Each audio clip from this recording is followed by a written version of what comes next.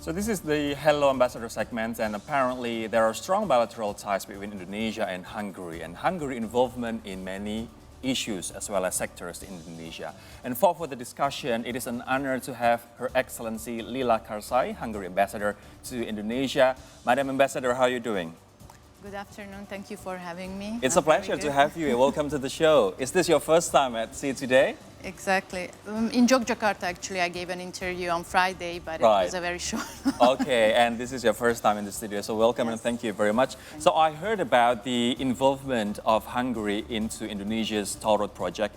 Indonesian government is very aggressive in building toll road to better up the connectivity of Indonesia. So what is actually that? And I heard that the total project worth is 90 million US dollars. So what is this project about? So actually, this is one of the biggest flagship projects in Hungary. Hungary's history for modern economy in terms of technology transfer export. So this is a 300 million US dollar project because it's build, operate, transfer type of project, which means we will build a whole system, we will operate for 10 years, and then we will transfer it So it's not only 90 million US dollars, No. it's 300 million exactly. US dollars. Exactly. Wow, this is very huge. So what does it entail in terms of technological transfer in operating the toll road project? So make it very simple. It's a multi-lane free flow toll payment system, which means there will no gates anymore. You will use your phone as an application. You will buy your ticket on the toll road that you need to use, and then you can just go, simply go. This applies to whole Indonesia. At the very moment, if I'm not mistaken, they plan to build 6,000 kilometers of toll roads, and half of it is not even built yet. So we already started to implement this system, and hopefully by the end of this year it will be implemented and people of Indonesia can use it. I'm really thrilled actually to know that the Indonesian government with your government are collaborating to ease the traffic burden even in toll roads, because in Jakarta per se, traffic burden is really bad even on toll roads, and we still have to tap our electronic money, and it takes 5 seconds or even more, and that it will create long queue. But what system are you going to implement in this new technology, and how it will help ease the congestion on toll roads? Well, the technology itself is just to go in the technicalities. It is a GNSS-based system. So in the satellites, they will receive the sign from, as I said, through the application. You just you have an account, an e-wallet. You have the application. You top up the money, and you are free to go.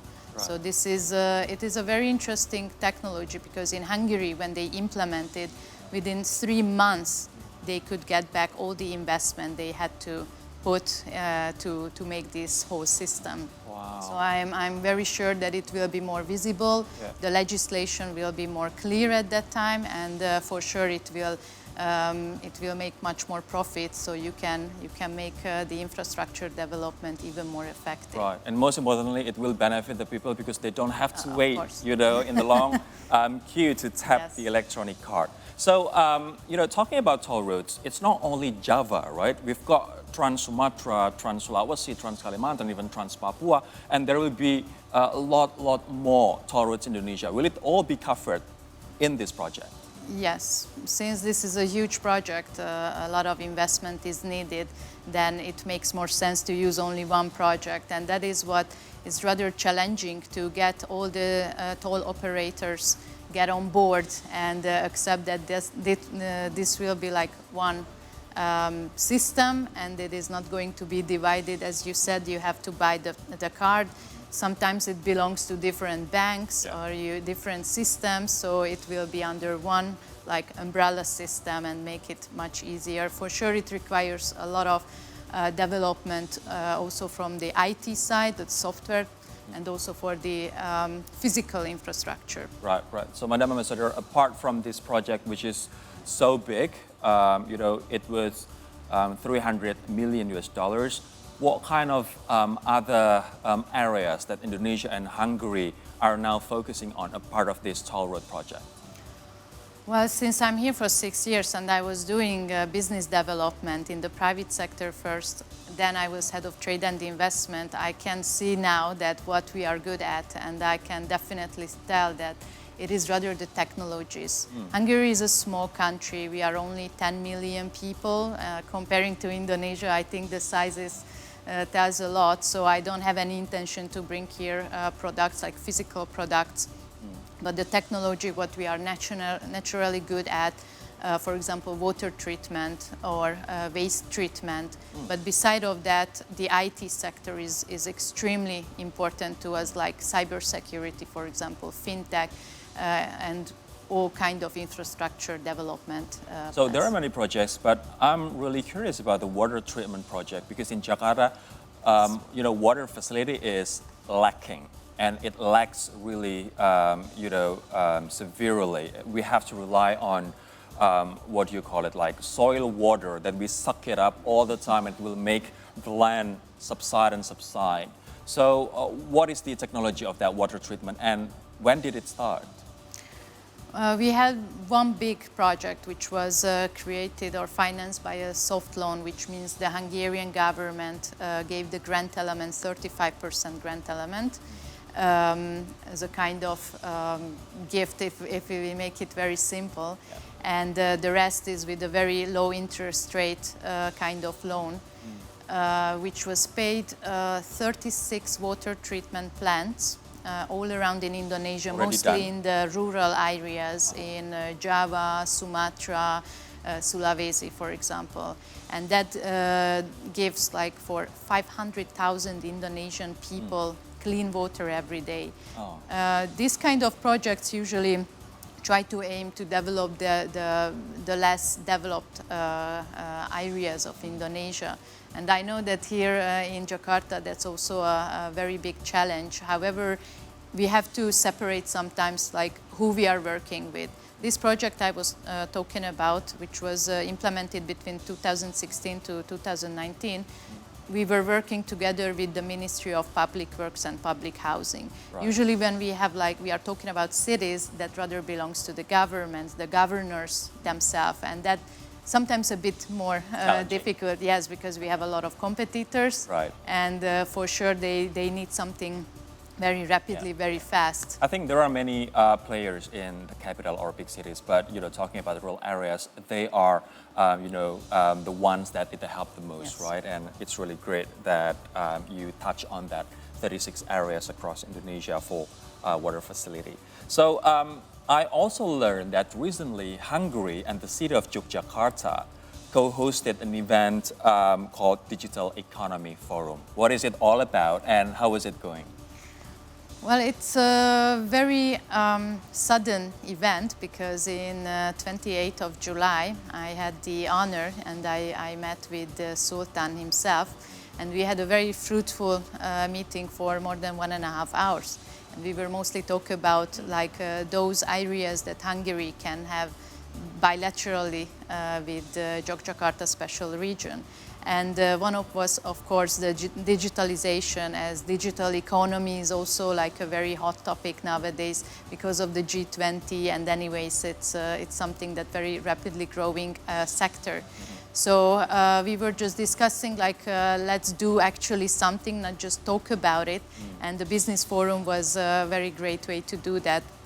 Technically within 2 weeks we already organized it. That's quite short preparation though. Yes, it is. And even more surprisingly, because my honorary consul in Yogyakarta, Mr. George Ivan Marantika, he is a very active honorary consul. He is also part of a member of the Kadin Yogyakarta.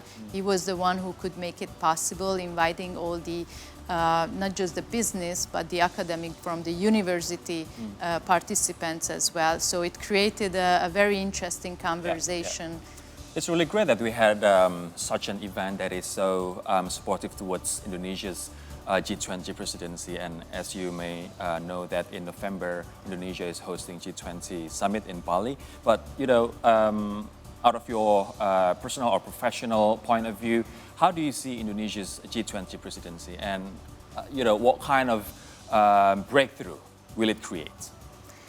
I think it is a very interesting and extremely difficult situation what Indonesia has to face at the moment, because we just kind of recovering from the post-COVID era, and that are a lot of questions how we will solve that, like economically or socio-culturally. And then here we are with another issue that just came very recently with the Russian-Ukrainian war. So Indonesia, as the first chair of the G20 as a developing country, I think all eyes on them, and I really root for them to make it successful. Perhaps they can be the platform to sort out this very big issue with the war. Yeah. And for sure, economically, I think they do a lot of effort, and they have very, very good initiatives. Mm-hmm. Well, this is quite an elite group because it only consists 20 countries, but I believe that many other countries can participate and can contribute into it, right? What about Hungary's involvement and contribution towards the G20 when it comes to world peace making, and also about economic recovery? What can you offer to this group? Starting with the economic part, I think we have a lot to offer to Indonesia or the G20 itself, because our strengths are very much aligned with all these, like the digital economy, the sustainability. These things are naturally Hungary's strength points, so we are willing to cooperate through that. For example, with this digital forum, I think we can also consider it as part of the G20, because Kadin was involved very much. Yeah. With Kadin itself, we have a very good relation anyway, so we meet them like very often, and we are always try to find a way how we can participate at the B20. And for example, this ETO project, we are very eager to have it as a showcase, like a good example how we can contribute from the EU. Let's say that on behalf of the EU, how we can also contribute to one of the biggest economy of the G20. And what's your message to G20 members through Indonesia in the G20 summit? Well, that's I think it's a from business perspective, because your background is business, right? The thing is that I believe that the politics so much influencing what is the aim of this summit or the group itself, that it's very difficult to, not relate to that, because I am representing my country. We have a very strong standpoint about what is going on politically right now, and I think the most important thing that we should work together, no matter what. We should see ahead, and we should consider everyone's opinion about certain questions. Either it's the economy or some political or social type of thing. All right. So, Madam Ambassador, if you don't mind me asking about personal matter, because this is quite a unique case that, I've interviewed quite a lot ambassadors throughout my career as a journalist, but you are the youngest ambassador, to be honest, right? You are now 32, yes. And you were appointed as the ambassador of Indonesia 6 years ago, from your story, right? Oh, no? I was appointed since October, but I'm here for 6 years. But you've been here for 6 years. Yes. That's quite a career leap, if I may say. So tell me about your background, and tell me about the story why or how you were appointed as the ambassador of Indonesia. Well, first of all, my Minister of Foreign Affairs and Trade, he was very young when he started as a minister. He was only 30 years old, so I think this is not something extraordinary in the history of Hungary's diplomatic history. So for sure, this is very unusual.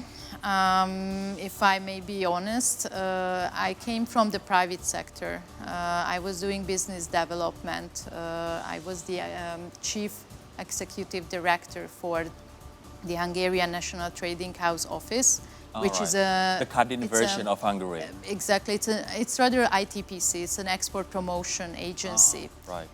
But I was from the private sector because I had the partnership, the exclusive partnership with them.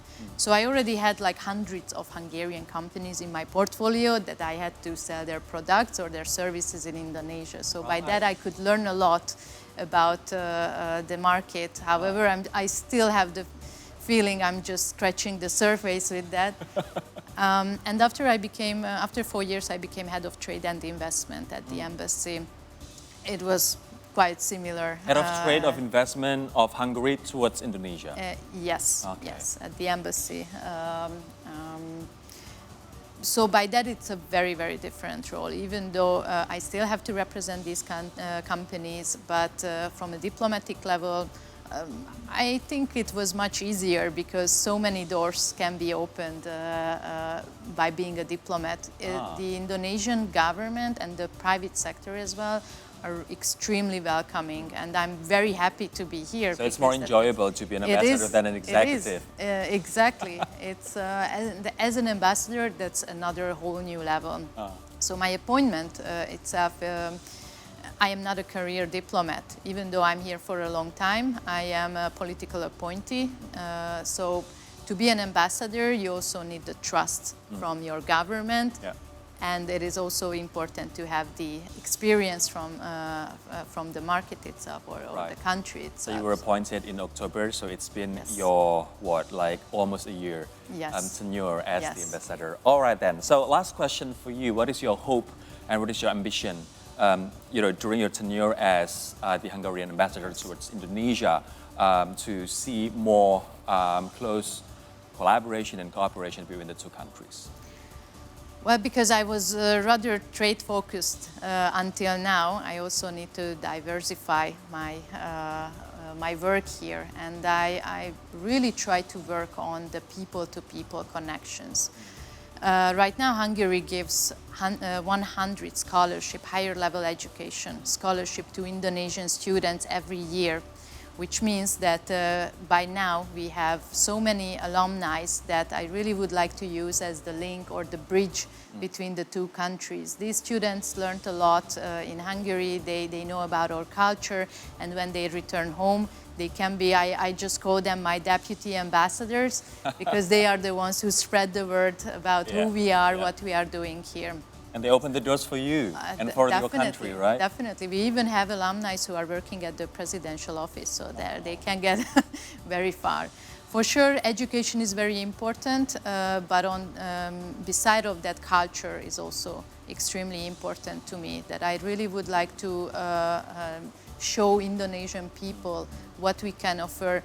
We are a very different culture, but I think we are sharing a lot of values, like traditions and values, which how we see the world. And I think that is definitely something worth to show, because usually when Indonesian people visit Hungary, they stay like 2 or 3 days maximum in the capital city. We already have a lot of tourists though, but what I really need to show them that beside of the capital, we have also the countryside, the culinaries, the gastronomy, the music. Everything is like so complex, so much to show. And it's not only about the culture that Indonesians should know about Hungary, but its technological advancements and also collaboration between Hungary and the government of Indonesia. Yes. Madam Karsay, the Hungarian ambassador to Indonesia, thank you very much for your time for the Day Our News Show on CCD. Thank you very much for having me. Thank you.